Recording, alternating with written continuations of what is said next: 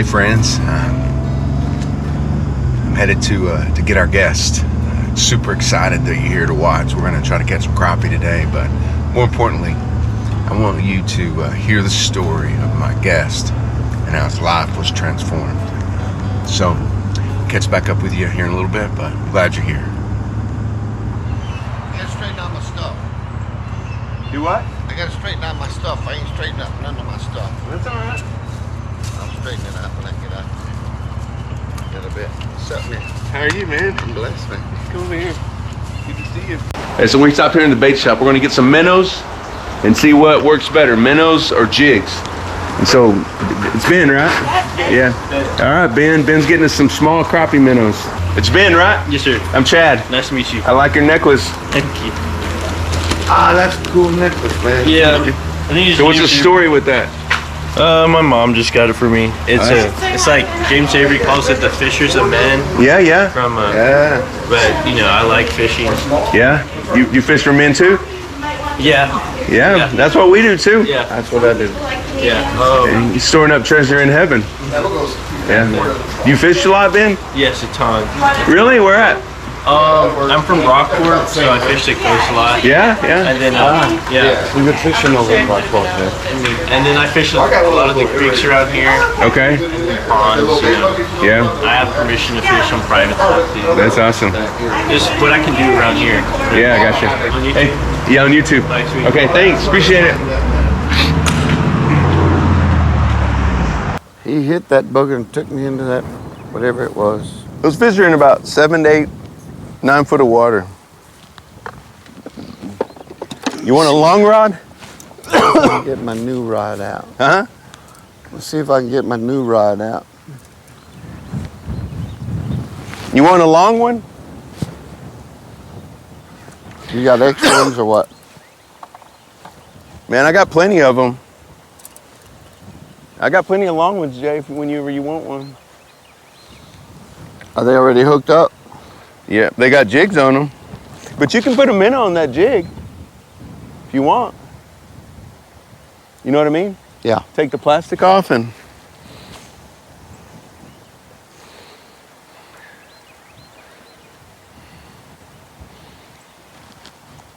Heck, you can take this one I got in my hand.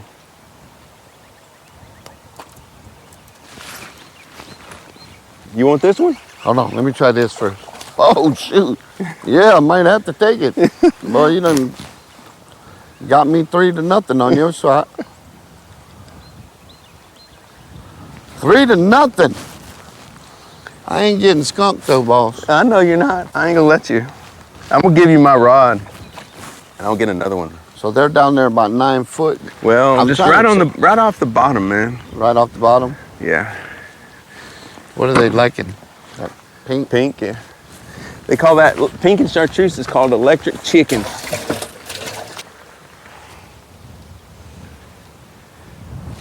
I think the key is just holding it still. Man, I'm not moving it when it's down there. Because the boat's already moving some with the wind and the trolling motor.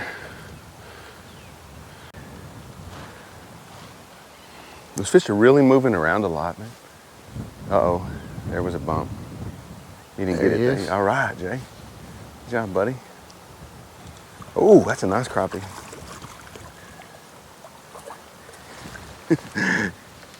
Swing him up here, I'll grab him.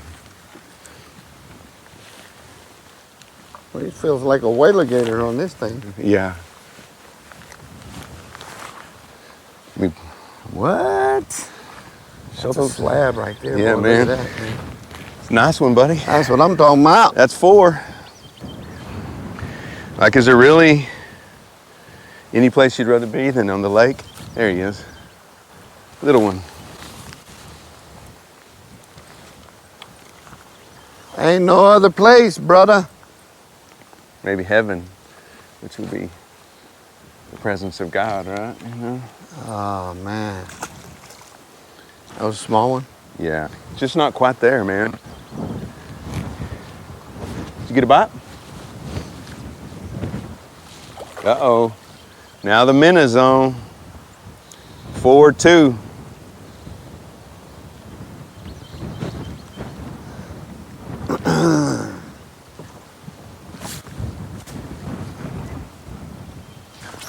I got one on your other one here, Jay. Do you? Yeah. Get it. Oh, man, that's a big one. God, no. That's a big one, buddy. Get him. Oh, nice. Nice. That is nice. Dang. You know what I didn't bring? My pliers. I got some right there. Look at that fat. Oh, my God. Here's some pliers, Jay. You need him to get that out? No, I got it. Look at that one, friends.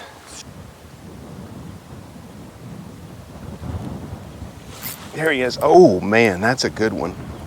Not as good as I thought. Pretty nice, though. How many is this? 10? Ah, it's 10.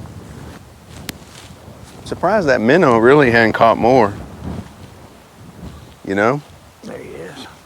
You got him? Not a giant, but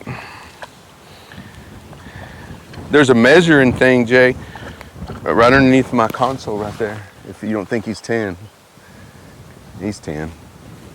Probably 11 or more, don't you think? I can feel him, he's 10. Just 2 on the minute. Oh. There he is. You got him on a minute that time. Ooh. Nice. Man, that's a nice crappie. Nice, baby. That's a nice killer. Yeah, real early. Considering we didn't get here though. We probably haven't been on the water an hour maybe. Right? Maybe a little Well, longer. we got about 10 in there. Yeah, at least.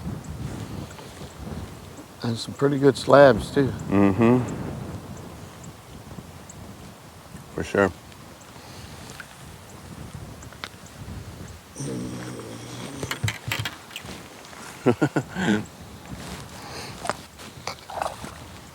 Ooh, that's a nice crappie. Come here, baby. You swallow it? No, not quite. A little farther out there, man. On that drop. Think you get bit more right out there. You got it, didn't you? Oh, that's a good one. That's an eater.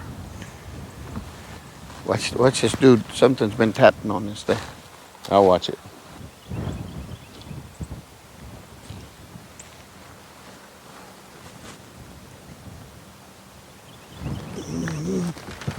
You got one? Once I got you out here a little deeper, they hit it, didn't they? Oh, nice. Is that a crappie? Nice. Oh my gosh, Jay. That's a good one right there, buddy. Be careful picking them up. That hook will pop. Oh, dang. No, you didn't break it, did you? Yeah, I did, man. Oh, I sure did. Man, I'm sorry. It's all right. It's all right. I got another one. Just here, hold on.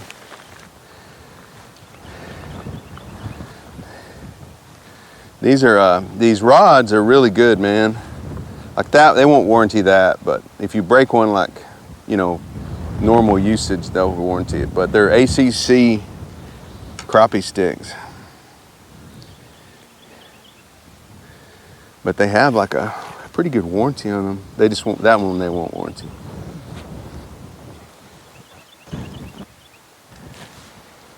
I like your SOS jacket. Yeah. You hadn't always been in the ministry, have you? Huh? So you hadn't always been in the ministry, have you? No, not always. I didn't get saved till I was 30. 29. You were 30 when Jesus changed, 29 when he changed your life? Changed his life. So Went in the ministry, I mean, a year later, I was in ministry. so Didn't even realize it. tell me the story of how Gang members showing up at my house, man. gang members showing up at your house? Yeah, for Bible study, because, man, I got so radical, man. Yeah. You know, and then I go in the back of my room just to thank God I'm not on drugs no more, man. I was on a $150, $250 a day habit. So And I had a little kid on the way. so before you tell me about that, tell me about what you did before Jesus changed your life. So you were on drugs. Yeah, well, you know, my brother was a drug dealer, man, and so I hung around my brother. And my brother, you know, all his friends became my friends, and so I hung around a lot of, you know, Bad people. bad people, killers, and Like you know, murderers? heroin addicts, Like literal murderers? murderers. Yeah, these dudes would kill you and sit there and eat breakfast while you bleed out. Wow.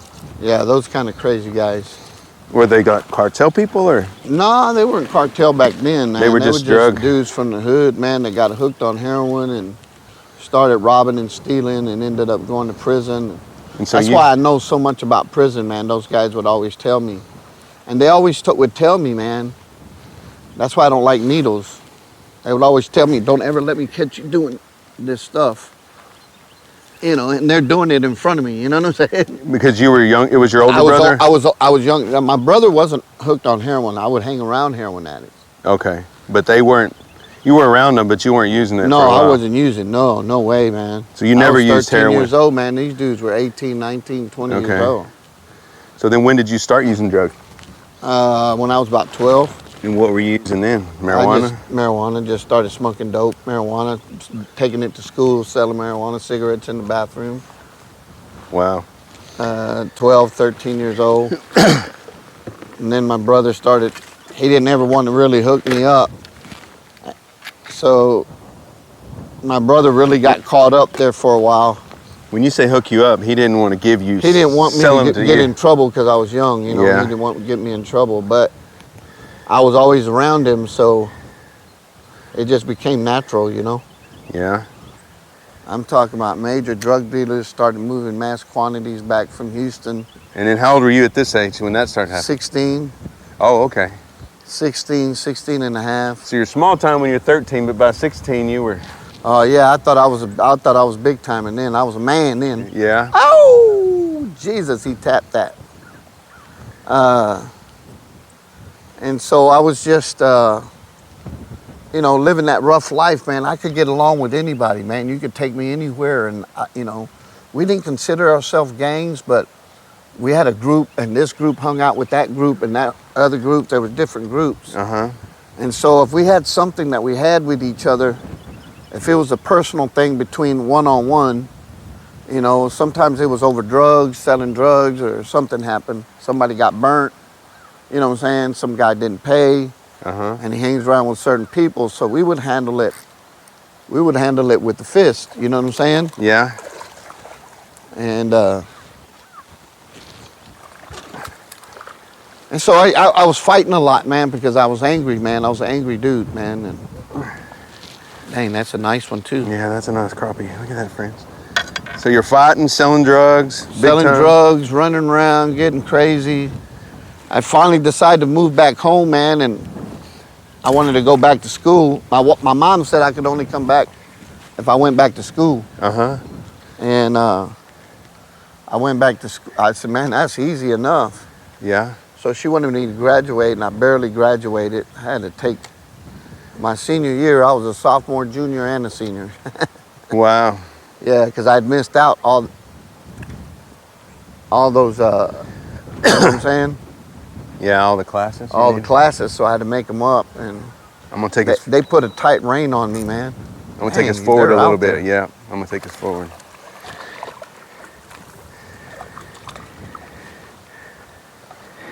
And so they made an ultimatum, you know what I'm saying? That if I got into any kind of trouble, that's a nice one. It tore off. Yeah. That's the problem with. All right, I'm gonna lock us down and I'll move us forward in a second. That, friends. So you graduated high school. Well, before I graduated high school, I moved into this place they used to call it the Animal House. Okay. We were, I mean, nonstop partying, drugs, working odd jobs here and there, selling dope, you know, living that crazy life. And man, all of a sudden, man, I don't know, man, about the age 25, 26, I didn't believe I would see 25 years old, because I'd already seen death. I've had bullets come by my ear. Once you hear that bullet sound come by your ear, you'll never forget it.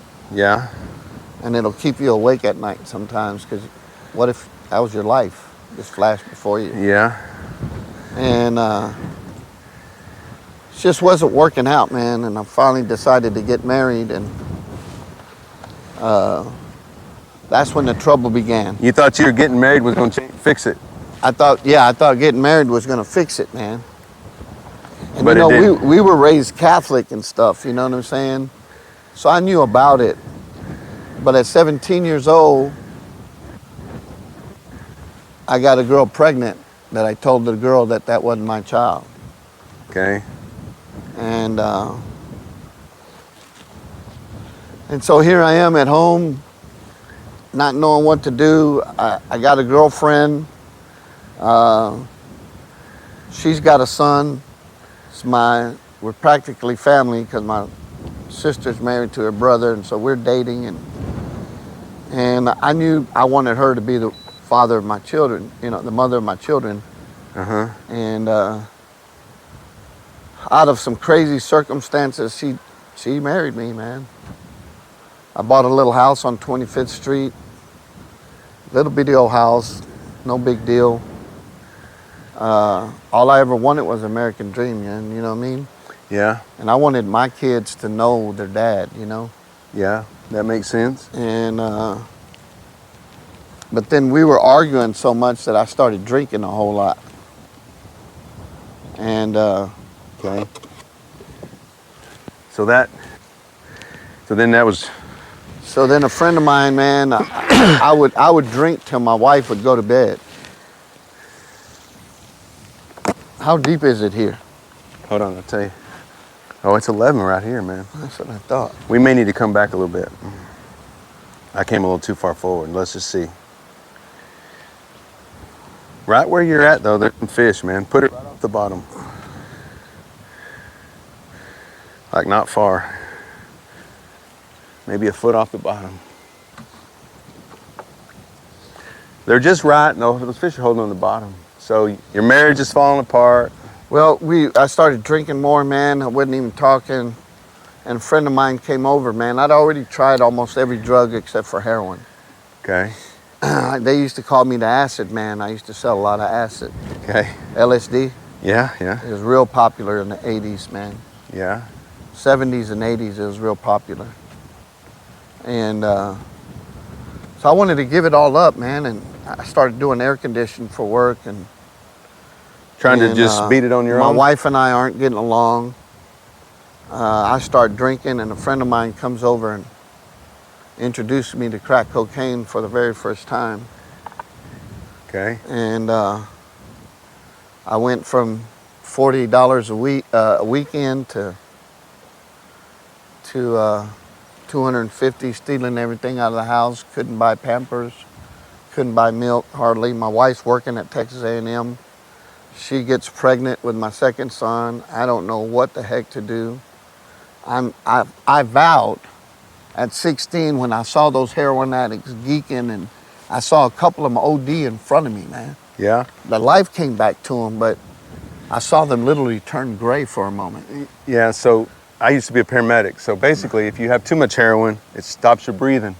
'Cause Yeah. It's a narcotic. So you got to Yeah. have a Narcan to correct that. Right. But typically, let me ask you this. Why do they always wet down somebody who's had a heroin overdose?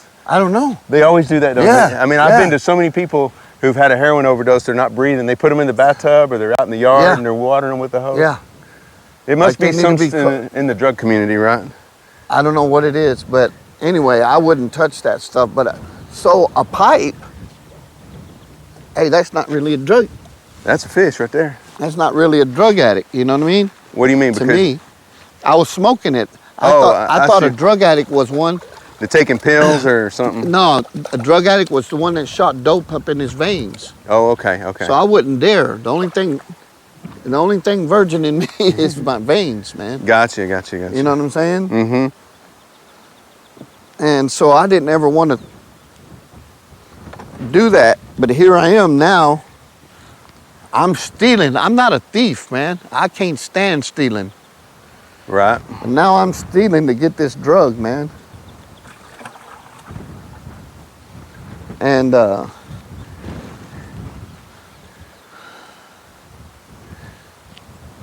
my wife, the last thing you want to do is admit that you're a drug addict. That's the hardest part, that's probably, right? That's the hardest part, man.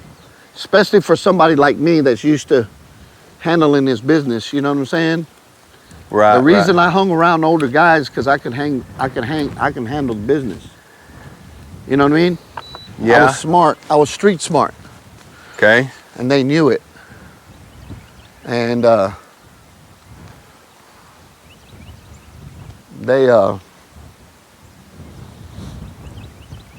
so here I am, strung out. I finally sit down with my wife, man. At 16, when I left home, I vowed I would never cry again. You weren't gonna see me cry. I cried, but you were never gonna see me cry. Okay. And so here's this rough, tough dude. I finally move in, buy a house, no big deal, no central air, no central heat, 3-bedroom, 1 bath, but it's a house, you know what I'm saying? Right.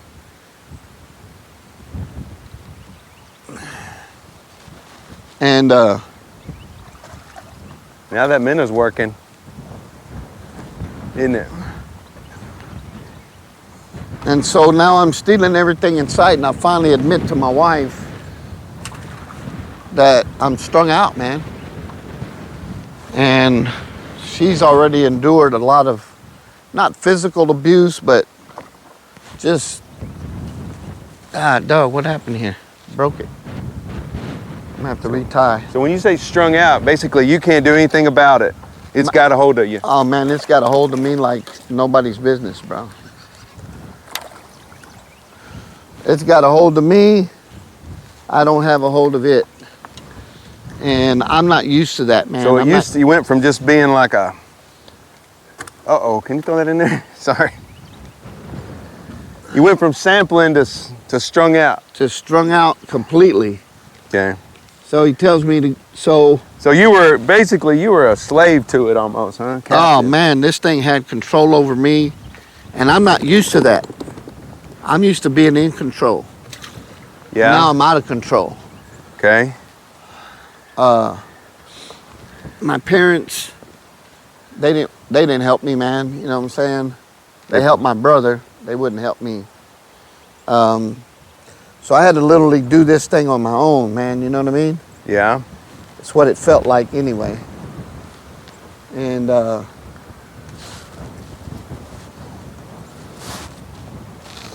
so I finally admit to my wife I'm strung out. She gives me an ultimatum. She works for the university. We have insurance.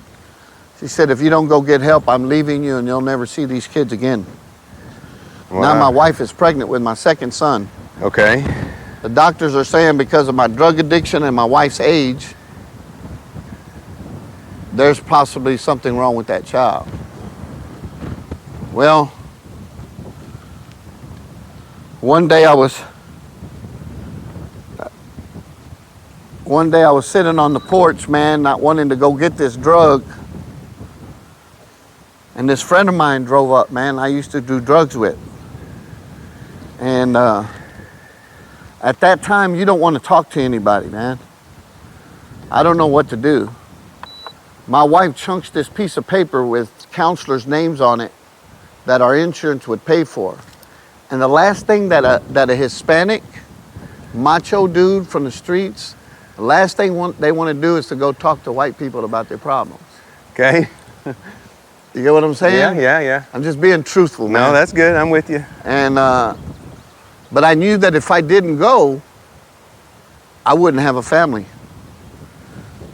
And I just didn't want to mess that up, man. Right. And so I went, and the drug counselor told me you're a drug addict and you're always going to be a drug addict. And I understand their philosophy. I'm not saying they're bad. Uh-huh. But I just didn't get it, man. It didn't register. I'm like, man, there's no hope for me then. And so... Because the counselor told you there wasn't any hope. I mean, this guy went to school for... How long do they go to school to get their counseling license? I don't know. So this professional is telling me there's no hope for me. And so I'm struggling, man. Then a friend of mine, man, I'm sitting on the porch. I'm fighting it on my own. I don't know how else to fight it. I've always fought by myself. Yeah. I took care of myself since I was 16 years old. Makes sense. And so I'm trying to tell, I'm just, man, I'm like, man, I don't know what to do here, man. And I'm sitting on my porch one time early in the morning, hadn't got a week of sleep, because that drug is calling me, bro. It's calling me like nobody's business, man. Okay. And I'm sitting on my porch, and actually on the steps outside. The sun is just coming up. A truck starts coming down the road, and it looks like a friend of mine that I hadn't seen in a long time, about a year. And I didn't really want him to pull up. I wasn't in the mood. Okay. You know what I'm saying? Yeah, you don't want to talk to somebody? I don't want to talk about it, man. I was just trying to fight it, man. I was trying to fight it. I don't want to lose my family, man. I'm trying to keep from losing it. But my body is saying, go get the drug. Yeah. And he pulls up, man. I didn't really want him to. But he didn't really say much. What he did say was, Jay, I don't know what you're going through. I'm glad I saw you out here. He said, the reason you haven't seen me in a long time, and I knew he had got strung out there for a minute. He said, man, you've been like a brother to me, man. You've helped me out. You saved my life maybe twice. He goes, man, I don't know how to preach to you. I ain't coming to preach to you. But he pulled out a little pocket Bible. Yeah. And he said, man, and he got teary-eyed. We don't get teary-eyed in the hood. Okay. And I'm looking at him like, what the heck is wrong with this guy? He said, Jay, I've been reading this book right here, man. And it's the Bible, man. And he said, man, I urge you to read it. He said, it's been helping me, Jay. You're my friend, man. Please, just take a look at it. And for a second, I got very, very angry at my friend. Because how in the world is that little book going to help me, man, when this counselor told me you're a drug addict and always going to be a drug addict? My wife is getting ready to go to work. Then that was the weekend. She's going to work that Monday. I want to take care of my little son, but she don't trust me. Don't blame her. She drives all the way from east side of Bryan, all the way to the west side to drop off my son at the babysitter. And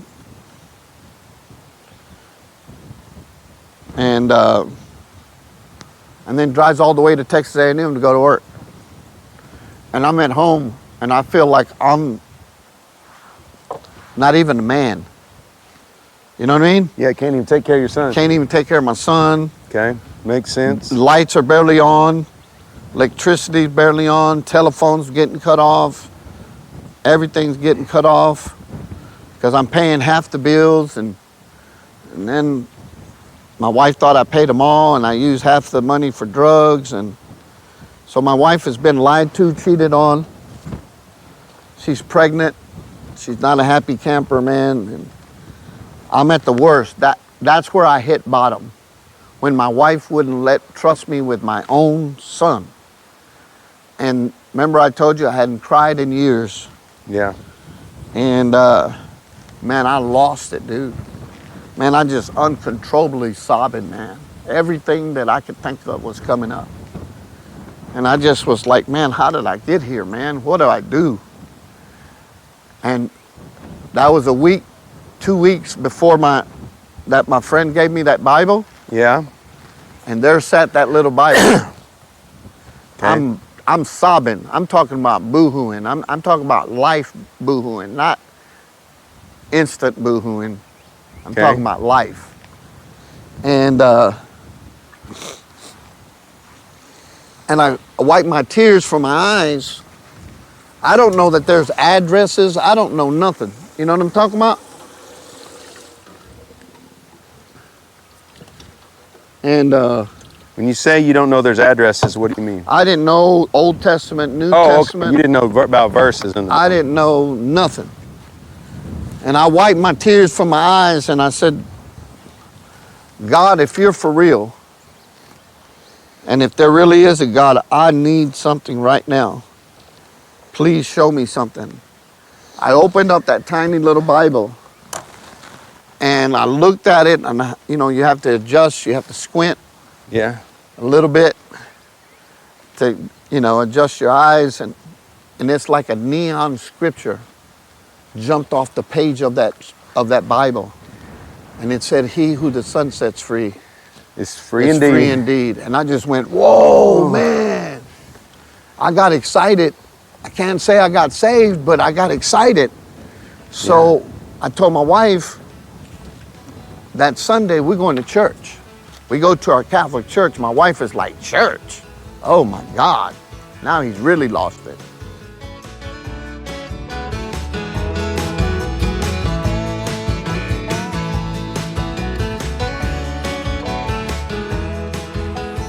Hey, thanks for watching another episode of Hooked on Truth. And remember the words of Jesus. He said, if you continue in my word, then you're truly disciples of mine. And you will know the truth, and the truth will set you free.